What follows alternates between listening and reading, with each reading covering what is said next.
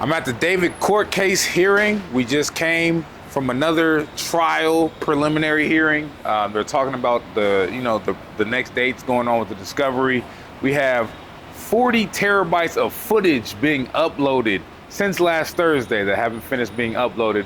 But I'm here now with Mark the Shark and Traveler Ross, man. Traveler Ross and Mark the Shark together outside the courthouse with young Camel, man. It's a scary sight. So what was your feelings being in that courtroom today?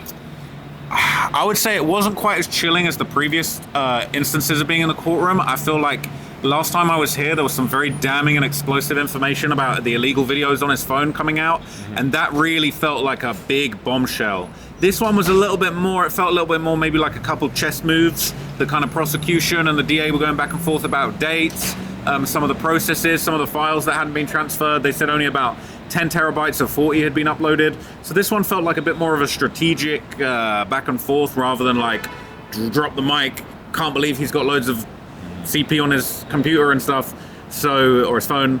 So this one felt more strategic, but it definitely felt interesting. I feel like you saw David in the courtroom. I felt like he started with his head kind of bowed, but he talked a little bit more than we'd seen him talk previously. I feel like David's lawyers were looking a little bit more confident than last time, but the DA still looking super, super confident. So I don't know, it felt like a bit of a grandstand, this one, as far as like seeing what the vibes were, seeing the confidence that had maybe gone up for a few people, maybe gone down for some other people. But I thought it was really interesting. Mark, what were your thoughts? Same thing, it was a status hearing, and so they moved the dates to June 17th, June 29th. And the prosecution looks ready. I mean, they even said, look, we're ready, obviously. That's what they said. And the defense it seems like they're trying to catch up. It seems like they're trying to get a lot of the discovery. They said that they don't even have the witness testimony, and that they're trying to paint a picture and they're trying to paint a story of what the prosecution is trying to present to them. So I don't know. We're just gonna have to wait and see what's gonna happen. But it was like that. It was just a routine hearing. I feel like the next few dates are going to be explosive, though. I feel like there's going to be some big stuff. I think once the prosecution hand over the whole 40 terabytes, I think that's when the defense is going to start finding things and start picking holes and saying, okay, what about this? And I think it's really going to heat up at that point. So I wouldn't be surprised once they get all that info and they start picking holes in it. That's when we start seeing some real back and forths. Okay. So when I was looking at the defense, man, the defense was kind of just laid back with their arms crossed, kind of like looking like a boss, like, yeah, the prosecution, go ahead, talk your stuff, pop your stuff. But like, how do y'all feel about the defense team's attitude during this court hearing?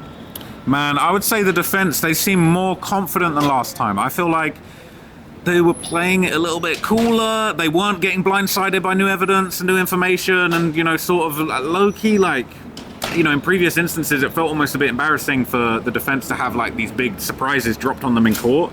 We didn't see that this time. It felt a little bit more strategic, so it felt like the defense, they seemed more confident to me. Yeah. I'd be curious to know what Mark thinks, but I feel like they seemed more confident. I'm not gonna lie, like David's lawyer, I see her in the hallway and she kind of stared me down a little bit. She smiled at the end, but she kind of, I don't know, I was like, ooh, I might be in trouble with Blair Burke. So what'd you think the lawyer was thinking about Trap, man? What'd you think she was thinking? I think she might have been thinking about, last time we was here, we was talking about how bad David's haircut was. So, you remember, and then they filed a motion for him to get a haircut. And he had a haircut. His hair was looking shorter this time. So I wonder if his lawyer was thinking, this that troublemaker that be doing too much. I don't know. I mean, if anything, you're giving him a good suggestion to get his haircut. You don't want to be in contempt of court with a bad haircut. I think I might already be in contempt of court with a crazy haircut. I'm not going to lie to you. But Mark, what were your thoughts on the sort of where the defense was with their energy?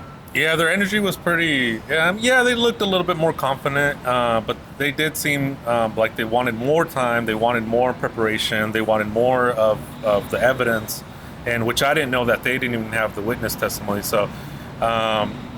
The judge and the prosecution are saying, let's do this, let's move forward. This isn't going to take years like other court cases, which was good to hear. I think the defense is going to have an uphill battle. They're going to try to, I don't know what they're going to do, how they're going to spin this. With all the evidence, what are they going to do? What are they going to say? How do they spin this? I don't know. Yeah, I feel like for me, I do feel a little bit like we've seen so much. We've seen so many hints of this damning evidence, illegal videos, blood in the garage, booking an Uber from her house to his house. But I do think we're going to really see like look, they gotta have a good defense. Blair Burke, she ain't worth all that money for nothing. I feel like she's gonna come up with something. They're gonna get creative. The evidence is so damning. They're gonna need to get creative to whip up something that's gonna even allow them to explain some of this stuff away, because it's just it just seems unfathomable that you could explain it. When you know, David first got arrested, his lawyers made it very clear. They said, you know, we feel the evidence will prove our client did not murder Celeste. And it just makes you think, well, okay, like, looking at the evidence we got, like, I can't see another alternative theory.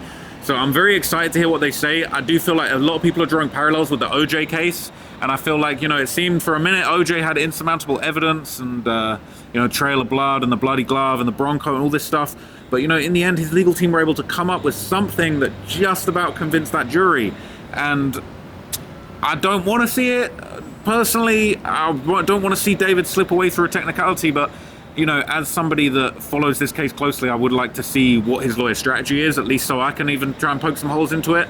But it's really hard to think, like, what are they actually going to try? Like, what's their angle going to be? Like, how are they going to try and explain this? So, yeah, I'm definitely really eagerly anticipating their breakdown once they've got all of that 40 terabytes worth of stuff. I wonder whether they'll push back in June. You know, there was talk of, like, oh, you know, they don't want to delay this indefinitely. They don't want to just keep kicking this down the road forever. But at the same time, 40 terabytes is a lot to get through. I don't know how quick it would take me to get through. If I was doing my Lil Durk investigation with 40 terabytes of info, I think it's going to take me a minute to get through that. So, But I mean, who really knows what's going to be on 40 terabytes of info? Maybe they just want everything. They want his iCloud, his brother's iCloud, his sister's iCloud, the family's iCloud, management's iCloud. Who knows all the information that's going to be on this iCloud? I think they just want all the evidence, but they don't have to, like, revisit this type of conversation later on during the trial.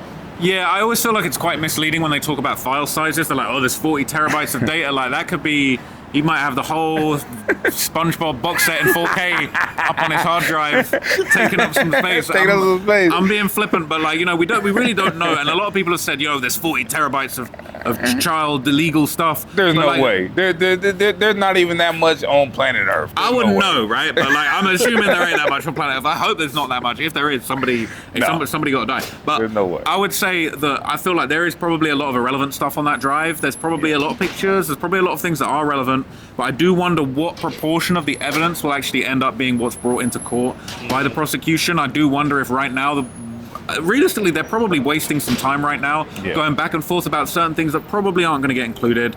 There ain't no way the jury's going to sit through 40 terabytes of information. No. I don't think we're going to see all of that brought to trial. I feel like they're probably still calling a bit of a bluff right now as far as the prosecution kind of having this thing of, oh, there's so much information. It's overwhelming how much information we got against him. But, like, I feel like with, you know, a decent selection of really solid evidence, that's probably all they're going to need. So it's kind of like just start really high and then we'll just lower it as the trial goes. I wonder what Mark thinks, but I do feel like I've not seen any indication from the prosecution that, like, at this stage they haven't been really specific. They keep saying they got all this stuff, 40 terabytes, they got police reports, but I haven't seen the prosecution suggest, like, okay, it's these specific things that are really important to us. It feels like right now they're still kind of treating all this massive evidence as equal, and that's definitely not going to be the case when it comes to trial. There's probably going to be a few really key things like the blood in the garage, the DMs between them discussing sex, that are probably going to completely cook him.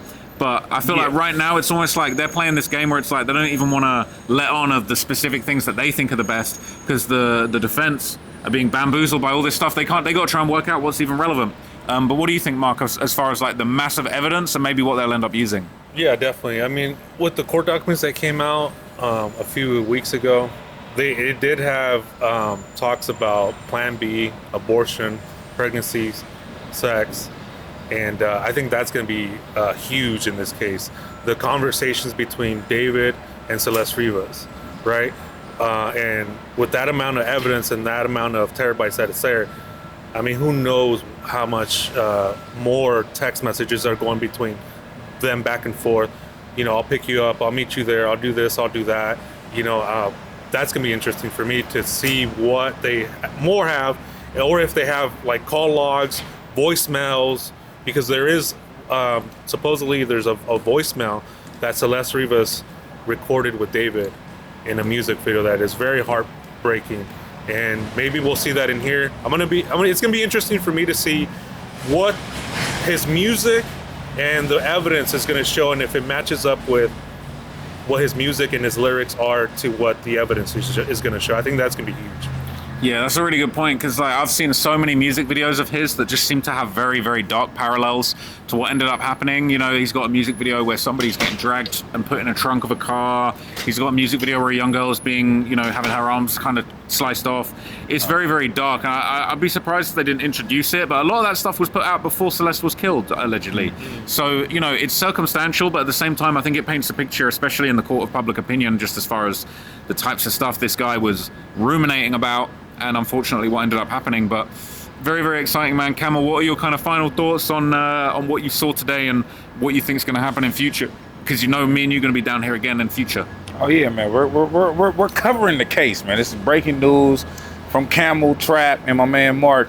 But I think ultimately this case is going to be a very interesting one. I think the defense has some firepower in their arsenal, as well as the prosecution. It's going to be going back and back, mano a mano, Mike Tyson versus Evander Holyfield. At this point, I think the prosecution got him cooked, but it looks like the defense got something in their book. And a question I have is, all of these, you know, texts about abortion pills and having sex and doing all of that, this is still against the law. So, like, is that a potential separate court case, even if, you know, he is found out not guilty for the murder of Celeste? No, one of the charges in this, he's got 3 charges. One of them's, I guess, I don't know the exact wording of it. Dealing with a minor. Dealing with a minor. Yeah. And I believe one of them is, like, tampering with an investigation, because she was a witness in an investigation of the crimes against her as a minor, if that makes sense. Got it. Like, the cops were interviewing her, trying to interview her about her being groomed by this adult. So there's them 3 charges, and I'm pretty sure they're all tied concurrently, so it's like he's going to be on trial for all of those. So I think they'll probably prove, no matter what, yeah, those 2 charges he was already in a relationship. They had the plan B conversation, so he's already cooked there. We're just really here for, did he murder her or not? Yeah, I got it. Allegedly, I think he did. Allegedly, we shall see. Hey, coming back to you live, man. Camel News. Thank you to my 2 lovely gentlemen right here on the interview sector. But yeah, we're here in front of the courthouse. We got the cameras behind me, man. We will be here many more times, man. Let me know in the comment section what you think is going to happen in this case. I'll see you in the next video. Peace.